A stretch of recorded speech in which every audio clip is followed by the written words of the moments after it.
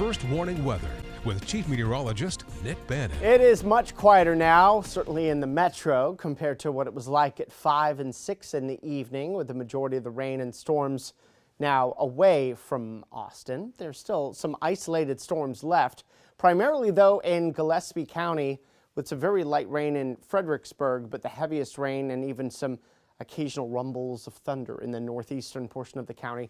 This will soon be moving into Llano County soon, which is fine, honestly, because the hill country's missed out on a lot of the rain today. So you're getting a little bit of bonus rain now. The vast majority of the rest of us drying out, just a few light showers in Milam County now. And as far as what's moving in, even the few showers and storms in the San Antonio area have been falling apart here over the last hour as well. And our computer models are on board with a drying trend here tonight with just a tiny shower chance through midnight. We'll keep a low 10% rain chance going on overnight into tomorrow morning. Most of us are going to start your Friday with cloudy skies and a slight little chance for a shower. Then by midday, sun tries to break through the clouds, but as it does, it helps to destabilize the atmosphere, and that's going to lead to another round of some scattered showers and storms, primarily in the metro and our eastern counties again, just like it was today, but a few may make it into the hill country as well.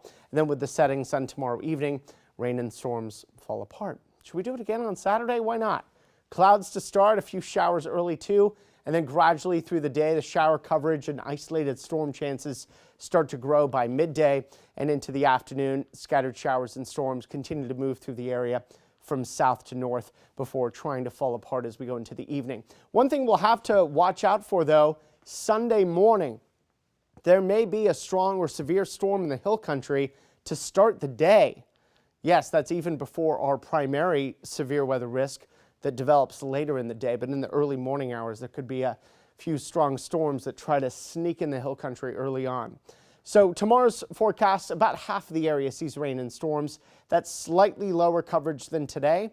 81 for the high, a cloudy start giving way to a sun cloud mix.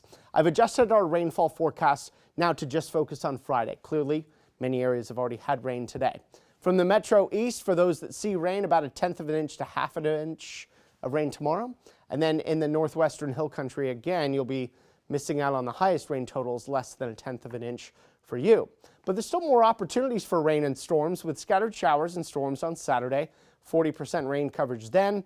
The rain coverage is up to 60% on Sunday, but don't forget about that severe weather risk. In fact, the severe weather risk starts Saturday, but it's really Saturday night for the hill country.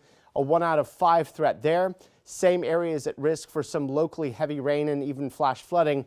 A 1 to 2 out of 4 concern for that Saturday, but especially Saturday night. Sunday's more concerning, though, with a severe weather risk covering much more of the area, and also the flash flood threat covering much more of the area. 1 out of 4 threat there. So all threats on the table on Sunday.